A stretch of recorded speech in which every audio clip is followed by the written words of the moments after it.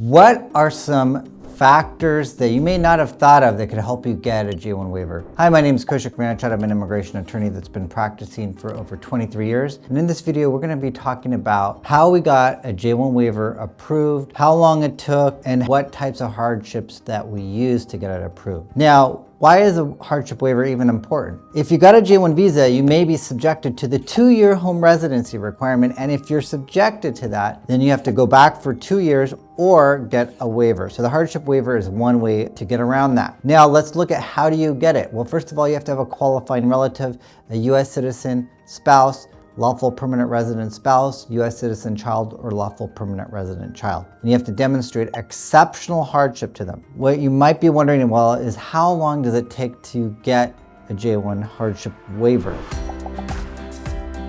Let's look at the times. We filed with USCIS on October 26, 2022. The Department of State processed the case on December 1st, 2022. On January 4th, 2024, Department of State processed the I-613 from USCIS, and then Department of State issued a favorable recommendation on October 1st, 2024. USCIS finally approved the case on December 12th, 2024.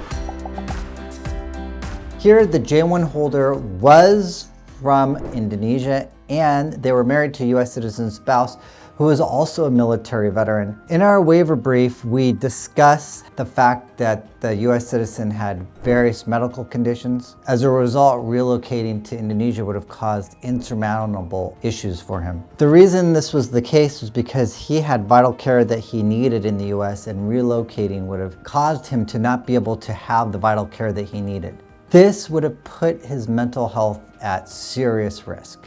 Additionally, we talked about the exceptional hardship because of the fact that the US citizen spouse had no ties to Indonesia, didn't even speak the language. Because of this, would face severe barriers in adapting to living in Indonesia. If you've watched my videos before, you may have heard me explain this, and I'm going to explain it again, that you need to provide evidence to back up your hardship waiver claims. This is one of the biggest mistakes that I see when people come to me and they have a request for evidence or they got a case denied. So I'll explain some of the evidence that we provided here. We provided medical records, expert opinions, and documentation inherent of both separation and relocation. Now, it's really important to note that you have to demonstrate exceptional hardship both in separation and in relocation. It is imperative that you do this for both situations. If you only do it for one and you're not able to prove it for both, your case will get denied. Well, we're excited that this case did get approved, and now they get to stay in the United States, and that's why we do what we do, because families get to stay together. I want to thank you so much for tuning in. Make sure you watch our other videos on marriage-based green cards so you know what to do if you get a J-1 waiver, and also the pitfalls in J-1 waiver. And if you're also interested in getting a J-1 waiver and you have government funding and you want to see what that case is, watch our video on J-1 waiver in Fulbright. By watching this video, you're bettering yourself. By bettering yourself, you're bettering your family. And by bettering your family, you're bettering the world. Thank you. Bye for now.